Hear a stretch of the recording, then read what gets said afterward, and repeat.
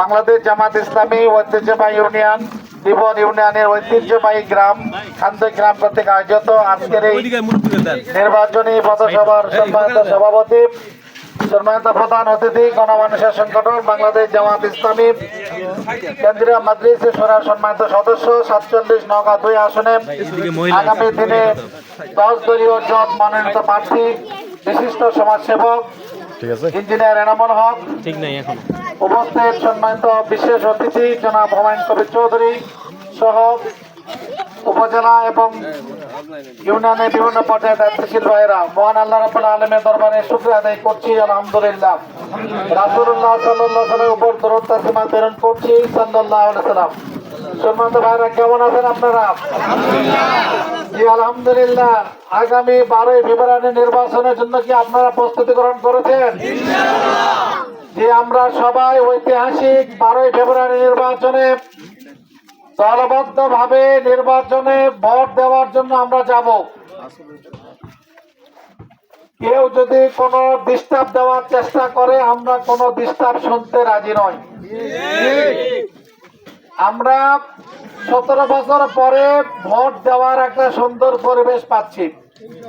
এই সুন্দর পরিবেশকে কেউ যদি বিঘ্নিত করার চেষ্টা করে আমরা কোনো কিছুই তোয়াক্কা করব না। আমাদের লক্ষ্য উদ্দেশ্য হলো আমরা 12 ফেব্রুয়ারি নির্বাচনে ভোট দিতে যাব। আমি আমার ভোট দিব।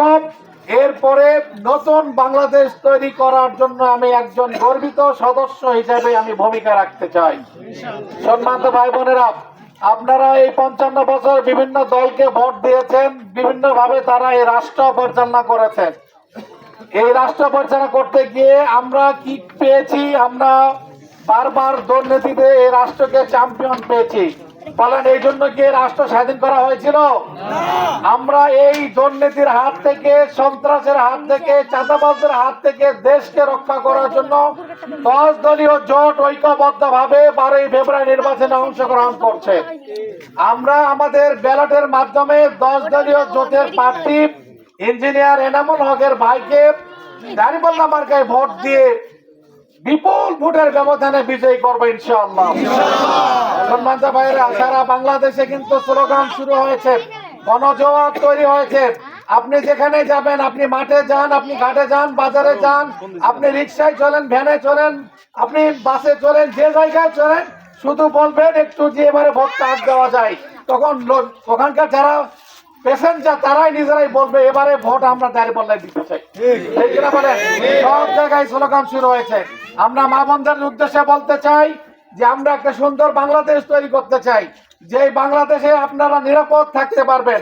আমাদের যে নির্বাচনী ইশতেহার আছে, নির্বাচনী ইশতেহারের মধ্যে অন্যতম ইশতেহার হলো যদি বাংলাদেশ জামাত ইসলামী নেতৃত্বে আগামী 12 ফেব্রুয়ারি নির্বাচনে যদি আমরা বিজয় লাভ করতে পারি, তাহলে আমরা ঘোষণা করেছি যে 0 থেকে 5 বছর পর্যন্ত যে শিশু আছে সারা বাংলাদেশে